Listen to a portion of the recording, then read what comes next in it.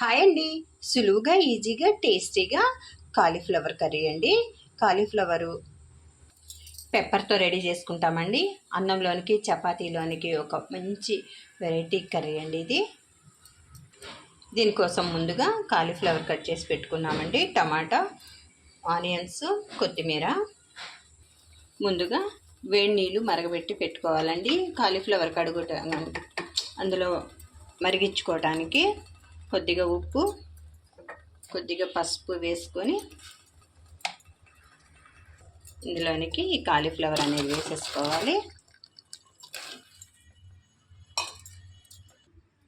ఒక 5 సెకండ్లు అలా ఉంచేసుకోవాలండి. ఇందులో సన్న సన్న పురుగు ఉండిద్దండి, అదంతా క్లీన్ అయిపోయిద్ది. మంచిగా శుభ్రం చేసేసుకున్నాక తీసుకోవాలి పక్కకి.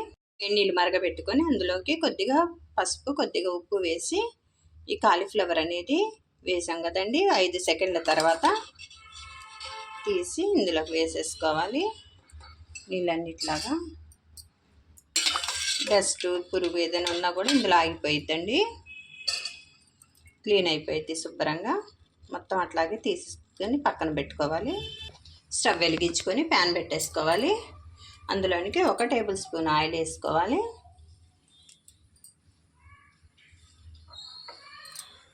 ఆయిల్ వేడెక్కిందండి. 1/2 టేబుల్ స్పూన్ జీలకర్ర వేసుకోవాలి. 1/2 టేబుల్ స్పూన్ సోంపు వేసుకోవాలండి. సోంపు వేసుకోవటం వల్ల చాలా బాగుంటుందండి, టేస్ట్ మంచి టేస్ట్ వచ్చేది. 1/2 టేబుల్ స్పూన్ ఆవాలు వేసుకోవాలి. ఇందులోనికి సన్నగా కరిగి పెట్టుకున్న ఉల్లిపాయలు వేసుకొని వేయించుకోవాలి. 1/2 టేబుల్ స్పూన్ పసుపు వేసుకొని మంచిగా వేయించుకోవాలి. ఒక 2 పచ్చిమిర్చి ఇట్లా సగం సగంగా కట్ చేసి వేసుకోవాలి. ఇందులోనికి కొద్దిగా కరివేపాకు, కొద్దిగా కొత్తిమీర వేసుకొని వేయించుకోవాలి.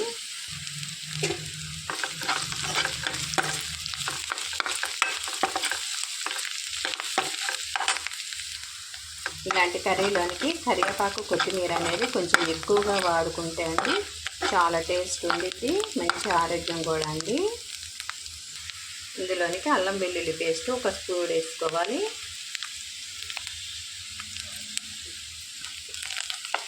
పచ్చివాసన పోయే వరకు వేయించుకోవాలి.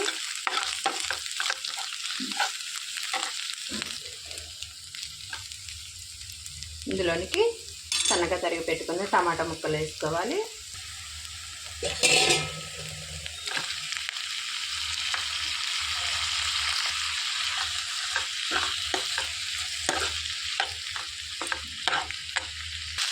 ఇందులోనికి 1/2 టేబుల్ స్పూన్ సాల్ట్ వేసేసుకొని మొత్తం కలిపేసుకోవాలి. ఇలా టమాటాలు అనేవి 50% కుక్ అయిపోయాయండి. ఇప్పుడు ఇందులోనికి కాలీఫ్లవర్ అనేది వేసేసుకోవాలి.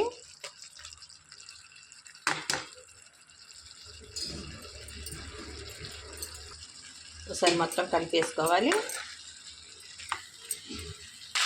ఇందులోనికి పెప్పర్ పౌడర్ 1 స్పూన్ ఇవ్వండి.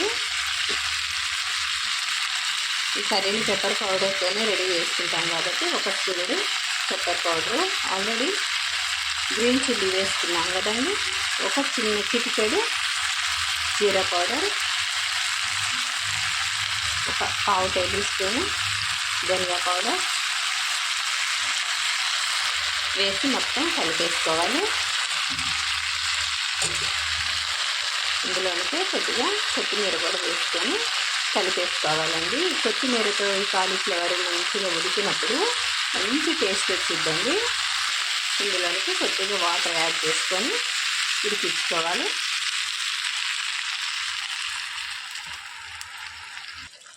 ఒకసారి ఉప్పు అనేది చూసుకోవాలండి, చూసుకొని కొద్దిగా వేసుకోవాలి. రుచికి సరిపడా ఒకసారి మొత్తం కలిపేసుకొని మూత పెట్టి ఒక 5 నిమిషాలు ఉడికించుకోవాలండి.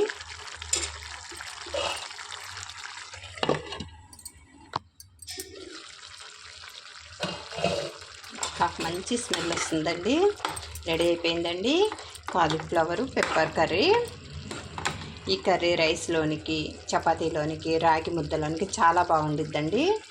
మంచిగా ముక్క పాలంగా ఉండి సాఫ్ట్గా ఉండి చాలా టేస్ట్ ఉండిద్దండి. సర్వింగ్ బౌల్లోకి తీసేసుకోవాలి.